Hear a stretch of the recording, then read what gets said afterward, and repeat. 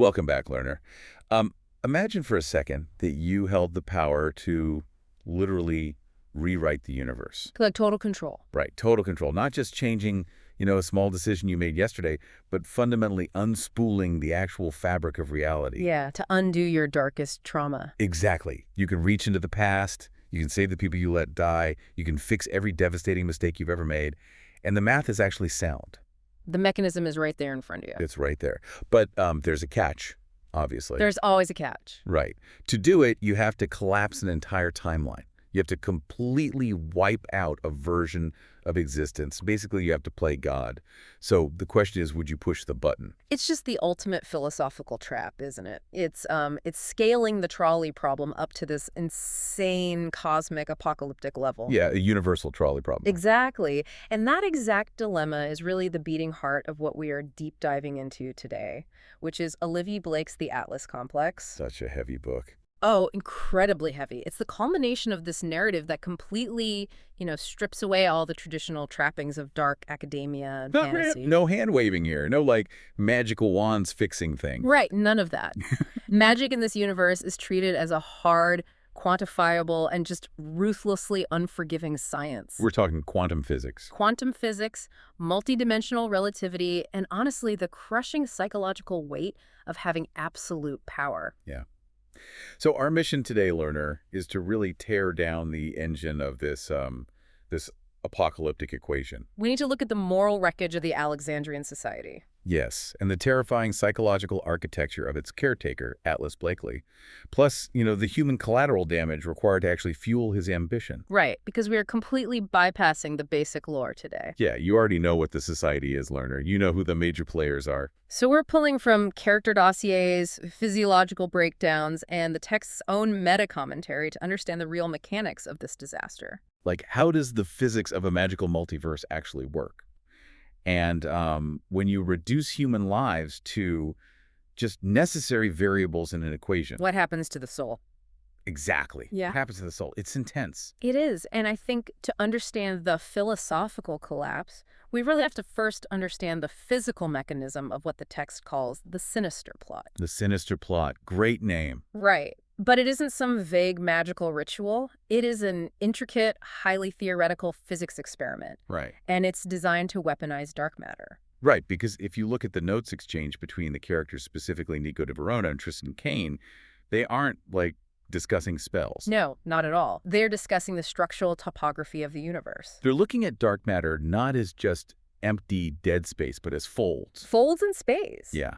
Imagine taking a massive sheet of paper, which represents the fabric of our reality, and folding it so that the distance between point A and point B completely vanishes. Right, you bring them together. Exactly. And when you press that crease down, the page looks flat to anyone living on it. Because we only see in 3 dimensions. Right. But structurally, there is this hidden, compressed pocket where ordinary matter basically collapses in on itself. And Nico theorizes that if you can generate enough localized energy, on a galactic scale, you don't just fold space, you crack it. You actually break it open. Yeah, you reveal reflective, parallel universes that are hiding right inside those cosmic creases. It's literally a heist aimed at the multiverse. It really is. But cracking a cosmic crease requires a machine of unfathomable precision and power. And because Atlas Blakely operates in a paradigm where morality is completely subordinate to utility. He doesn't build a machine out of metal and wires. No, he builds it out of people. Exactly. He engineers this entire scenario to trap 6 specific minds, and he treats them entirely as functional components for this mechanism. It's so cold. Let's look at the actual engineering of this human machine because it's fascinating. To physically manipulate the thermodynamics and the space-time metric of reality, Atlas needs minds capable of comprehending those physics on a quantum level. Right, which is where Nico de Verona and Libby Rhodes come in. Exactly. They aren't just wizards. They are theoretical physicists who can manipulate mass and energy. Nico has that sheer, blunt force capacity to alter physical states. And Libby has the granular molecular control. They are the hands that fold the paper. That's a great way to put it. The hands folding the paper. But folding the paper is really only the structural setup. Yeah, you still need to generate the doorway, the actual void that breaches the fold. Right, and that requires Dalton Ellery.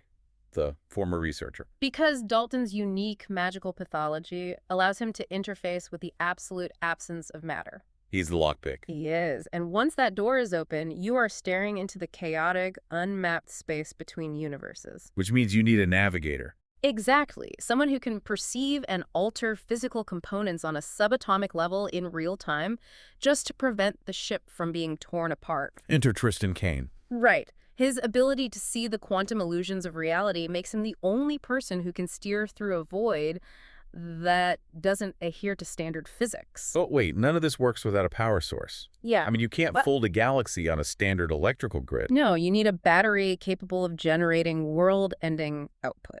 Which is the sole reason Raina Mori is on the board. Yeah, as a naturalist, she doesn't just grow plants. She commands the biological energy of the Earth itself. She is literally an organic nuclear reactor. It's terrifying. And finally, you have the processor. Because if you are calculating the physics of the multiverse, the sheer data load would instantly shatter a human mind. Oh, it would fry you. Yeah. Immediately. So you need a telepath with an infinite bandwidth to network these minds together. Someone to absorb and filter the cognitive friction so the others don't go insane. Exactly. And that is Parisa Kamali's function, telepathic clarity. She is the quantum computer regulating the machine. Looking at this setup, it's horrifyingly brilliant. Honestly, it reminds me of, like, algorithmic trading during a major stock market crash in Silicon Valley. Oh, that's a really good comparison. Right, because the algorithm doesn't care about the companies going bankrupt. It doesn't care about the jobs lost or the economy burning down. It only cares about the numbers. It only cares about shorting the right stocks at the exact right millisecond so that when the dust settles, it owns the bank. Wow. Yeah. Atlas has basically programmed these 6 people to execute a cosmic short sell. And it begs the question, if the math is flawless, if the theory is fundamentally sound, and the multiverse can actually be accessed, does the elegance of the science provide any ethical cover? And see, that is the quintessential danger of pure rationalism. When you worship the math, the humanity of the variables just becomes an irritating inefficiency. Yeah, a glitch in the system. Right. If you view Raina purely as a battery, you don't have to care about the psychological trauma of forcing her to drain life. And if you view Parisa as a processor, her lack of a moral compass isn't a flaw. It's a feature. It's a feature. That is so dark. To understand how a mind becomes so detached that it can comfortably orchestrate the end of a world, we really have to examine the architect. We have to deconstruct the pathology of Atlas Blakely. Yeah, and the text is incredibly stark about his nature. It literally says, Atlas Blakely is a compendium of scars and flaws, a liar by trade and by birth. Which is a heavy introduction. Very. We know he's the illegitimate son of a genius and a mother who suffered from severe schizophrenia, but the mechanics of that childhood are what really matters here. He didn't just watch his mother's mind crumble. Right, because he is a telepath. He's a telepath. Think about the cognitive load on a developing brain. As a child, his baseline for reality was being constantly bombarded by the terrifying fractured hallucinations of a schizophrenic mind. He couldn't just walk out of the room. He was in her head. Exactly. He wasn't observing her illness. He was forced to telepathically inhabit it. He spent his formative years trying to act as a cognitive filter. Cleaning up her paranoia. Forging her signatures. Trying to sanitize a reality that was fundamentally broken. And the juxtaposition of his recruitment into the Alexandrian society perfectly encapsulates this trauma. I mean, think about it. He's a burnt-out 23-year-old. Working in a pub. Living in crushing poverty. And he finds the invitation to join the most powerful secret society in the world. But where does he find it? This detail is so vivid. It's literally glued to the lining of his pocket by spilled gin and tamarind chutney, right next to his mother's rubbish bin. The cosmic destiny he is offered is literally coded in the garbage of his traumatic existence. Yes. He solves the cipher to enter the society almost out of sheer exhaustion. Which brings us to the original cohort, because this is the catalyst for the entire apocalypse. Right, his original classmates. Yes. Atlas enters the society and meets Ezra Fowler, Neil Mishra, Ivy Breton, Faladi Laurie, and Alexis Lai. And the society's sentient archives demand an initiation toll. Right. 6 enter, but only 5 stay. A localized blood sacrifice. Which is barbaric. Completely. But Atlas, driven by this desperate, perhaps arrogant desire to finally control a narrative, he refuses the toll. He won't let anyone die. He and Ezra forge an alchemical bond and decide to fake Ezra's death. They want to break the wheel of the society. But the physics of this universe don't allow for skipped equations. You cannot cheat the system without a massive cosmic bounce back. Because the archives demand a thermodynamic balance of life and death. Right, and because Atlas refused to pay the toll properly, the universe begins balancing the ledger on its own. The cohort begins to die. It's horrifying. Alexis develops aggressive cancer. Neil suffers an aneurysm. Folate is poisoned. It is a slow, agonizing massacre. Atlas's noble intention to save everyone is the exact mechanism that dooms them all. And the focal point of his resulting guilt is Ezra Fowler. The text spends a lot of time humanizing Ezra. Yeah, he is a brilliant physicist who can manipulate wormholes, but he's also just a guy who leaves peanut butter stains on Atlas's notes. Who suffers from night terrors. Who is remarkably bad at backgammon. Ezra was the anchor that kept Atlas tethered to his own humanity. So when the guilt of the cohort's deaths completely shatters Atlas's psyche, what does he do? He sacrifices the anchor. He betrays Ezra's trust. Because he concludes that the only way to mathematically fix the massive error he made is to attain literal godhood. He needs to access the multiverse to find a timeline where he made the correct choice. The choice to kill one person and save the rest. It is the trolley problem, but instead of choosing which track the train goes down, Atlas decides to blow up the entire train yard to build a new one. The psychological irony here is just profound. When Atlas makes the decision to become a god, he isn't a mastermind. No, not all. He is a traumatized, drug-addicted 20-something desperately searching for a cosmic undo button. He fundamentally confuses his telepathic ability, the power to hear everything, with actual wisdom. Oh, that is a great point. Hearing everything doesn't make you smart. Right, and his mother once told him in a moment of lucidity, when an ecosystem dies, nature makes a new one. And Atlas internalizes this as permission. Yeah. Like, if nature replaces dead ecosystems, why shouldn't he? See, I have to challenge this narrative of the tortured, well-intentioned genius, though. Okay, go for it. Yes, spending your childhood filtering schizophrenia and watching your friends die because of your own arrogance is a horrific trauma. But trauma does not rewrite the laws of consent. No, absolutely not. Atlas uses his pain as a shield to commit unspeakable atrocities. Look at his own father. Atlas permanently damages his father's brain, locking him in a telepathic guilt loop. And look at Dalton Ellery. Oh, Dalton. Dalton's fate is perhaps the most visceral example of Atlas's rationalization. It's sickening. Atlas subjects Dalton to horrific telepathic surgery to literally sequester Dalton's ambition. Dalton is screaming, begging him to stop, and Atlas just carves out a piece of the man's soul because that ambition was mathematically inconvenient to the sinister plot. Exactly. He fractures Dalton's mind because Dalton's desires were introducing a rogue variable into the equation. So at what point does neurological adaptation to a broken reality stop being an explanation and start being an excuse? Atlas stops viewing anyone as human. They're just code he needs to debug. I wouldn't necessarily call it an excuse so much as a total pathological rewiring of his empathy centers. Like a defense mechanism. Exactly. When you spend your life telepathically absorbing pain and your one attempt at mercy results in a massacre, your brain creates a defense mechanism. Atlas's defense mechanism is absolute cold utilitarianism. The end justifies the means. Right. If the end goal is good, like fixing the timeline, then the immediate suffering of the components is irrelevant. It is the ultimate manifestation of the radicalized mind. Which brings us to the components themselves, the collateral damage. Because Atlas's rigged game doesn't exist in a vacuum. No, the current cohort is forced to survive inside the architecture of his narcissism. And you can see the crushing weight of that survival altering their fundamental natures. Take Tristan Kane. The scene in Grand Central Station. Yes, we see him in Grand Central, actively being hunted by a siren named Ilif. Ilif is bound by her own magical debts. She's desperate to survive, and she uses a team of mind-controlled mercenaries to try and capture him. And Tristan's response is just a masterclass in weaponized fatalism. It really is. Ilif tries to use her siren song to exploit his mortal wishes. She tries to pull him in using his own unrequited pains. But Tristan, whose eyes are bloodshot and pupils are blown wide, he doesn't fight back with kinetic force. No. He unleashes a spell of incapacitation via painlessness. Yeah. Let's talk about the mechanics of that spell, because it is terrifying.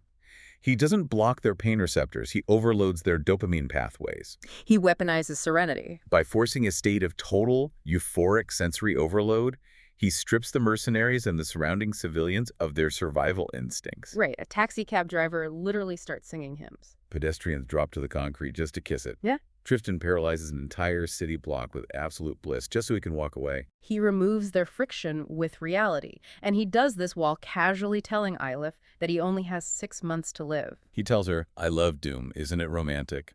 Atlas's game has hollowed Tristan out so completely that he has embraced the abyss. He is manipulating subatomic reality to create euphoria because he himself is entirely devoid of it. It's a fascinating contrast to Parisa Kamali, too, because Tristan embraces the doom, but Parisa fights it. She fights it with a kind of furious algorithmic self-preservation. Yes, and her entire arc pivots on a brilliantly mundane physiological detail. She finds a single gray hair. Exactly. For a telepath whose power is intrinsically linked to seduction, to controlling the biological and psychological perception of others, a gray hair is a systemic failure. It is the irrefutable proof of entropy. She realizes she cannot outmaneuver time. And more importantly, she realizes the exact nature of her function in Atlas's machine. Dalton explains it to her perfectly, actually. Atlas didn't need Parisa for her telepathic bandwidth alone. He needed her because she lacks a moral compass. Right. He needed a processor that wouldn't crash when it saw the body count. He chose her because she's too selfish to hit the abort button on a world-ending experiment. This ties deeply into the text's ongoing theme of equity and accounts. The universe, much like physics, demands conservation. Energy cannot be destroyed. It can only change form. We see this horrifically literalized in Dalton Ellery. Yes. When Atlas telepathically severed Dalton's ambition, that ambition didn't just cease to exist, it became an animation. A separate physical manifestation of his desires.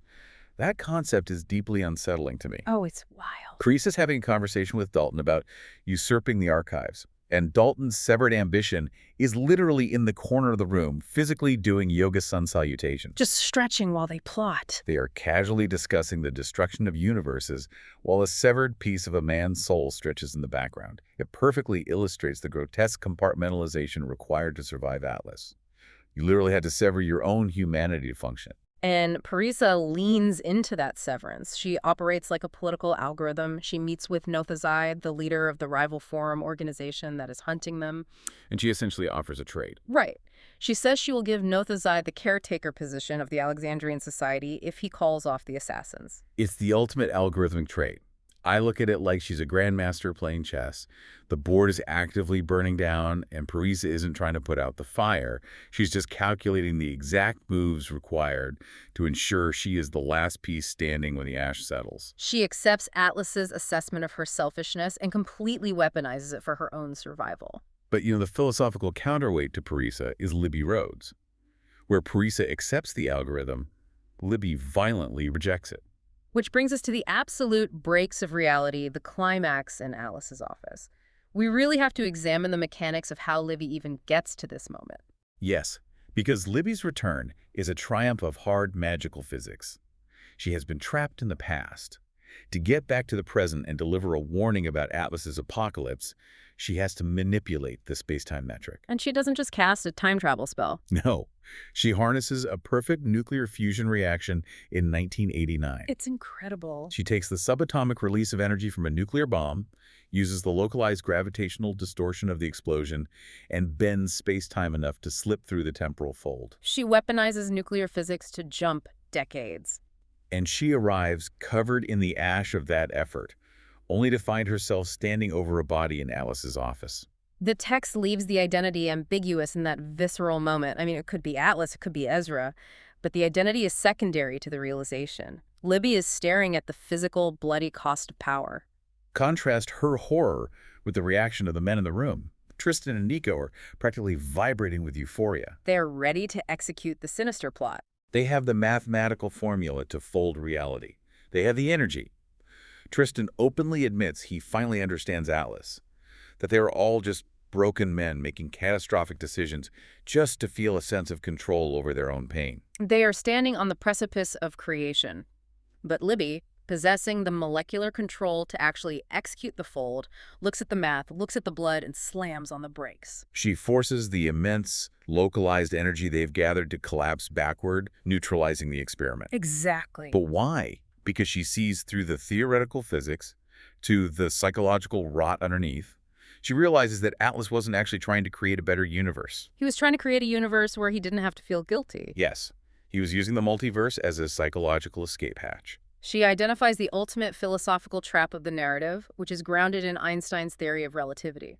The text explicitly points out the problem of closed-loop time travel. You cannot outrun your own mass. Right. You cannot escape your fate by hopping to a parallel universe because you bring your fundamental flaws with you across the threshold. A broken mind creating a new universe will just create a broken universe. The text notes that the inexhaustible craving for knowledge is a form of madness.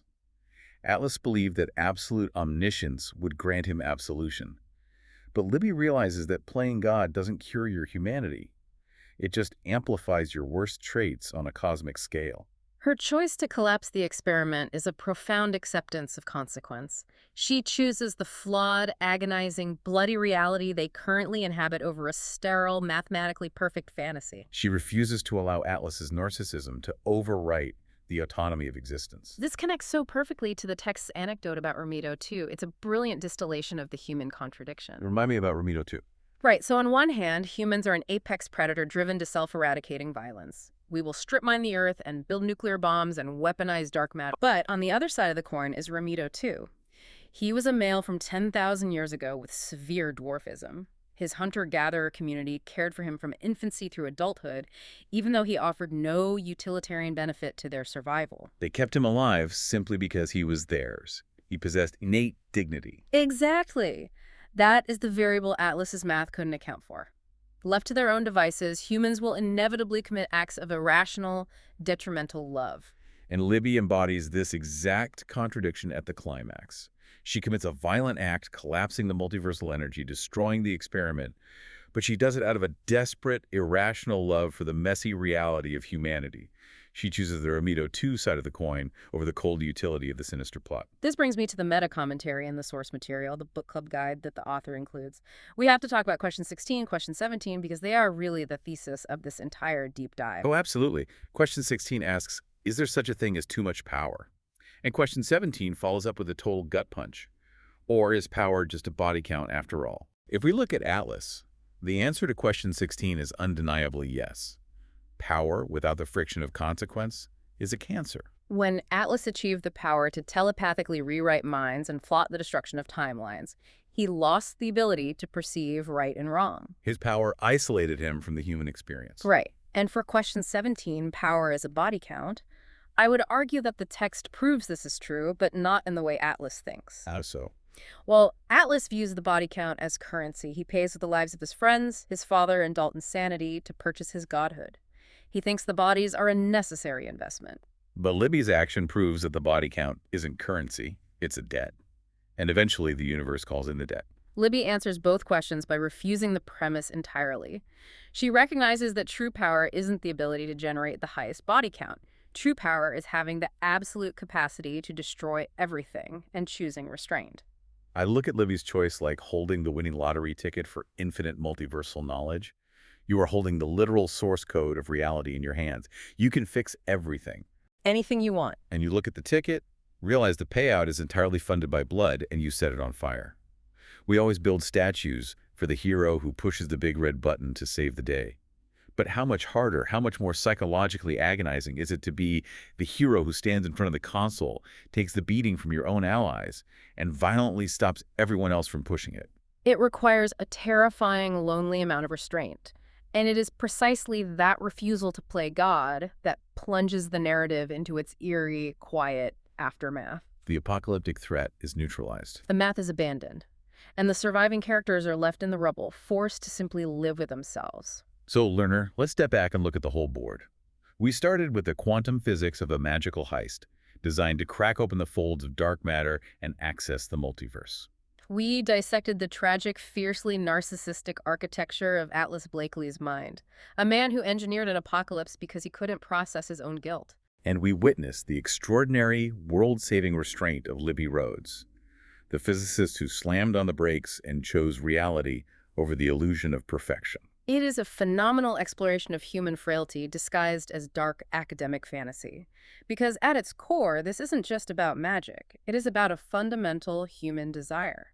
We all have moments where we look at the wreckage of our past, the people we've failed, the opportunities we've destroyed, and we desperately crave a cosmic undo button. But the mechanics of the Atlas complex remind us that our mistakes and the profound pain they generate are the gravity that keeps us tethered to the ground. They are the friction that makes us human. True power isn't about escaping to a parallel universe where you never made a mistake. True power is waking up, looking at the bloody, broken mess you've made, and choosing to live with the consequences. Acceptance of consequence is the only thermodynamic equation that actually balances. But of course, the universe always leaves one last variable on the table. I want to leave you with one final, haunting image from the text. The dust has settled. Nothazai, the former leader of the Forum, arrives for a meeting with the newly appointed caretaker of the Alexandrian society. And sitting behind a desk is Libby Rhodes. The woman who rejected absolute power now holds the keys to the greatest archive of knowledge in existence. She does. And after everything, after sacrificing the multiverse to stop the mad craving for impossible knowledge, after watching Atlas destroy his own soul for a second chance, the sentient, mechanical archives of the library slide a piece of paper across the desk to Libby. She has asked the library for things in the past and been coldly denied. But this time, the archives offer to answer her deepest, most desperate, most agonizing question. Could I have saved my sister? It is the ultimate test. The universe slides the temptation right back to the person who just burned it down. Exactly. So, learner, I leave you with this final thought. After you have burned the winning lottery ticket to save reality, after you've accepted the agonizing weight of your consequences, well, what happens when the universe slides you the one single secret you would burn the world down to know? Open the book and find out.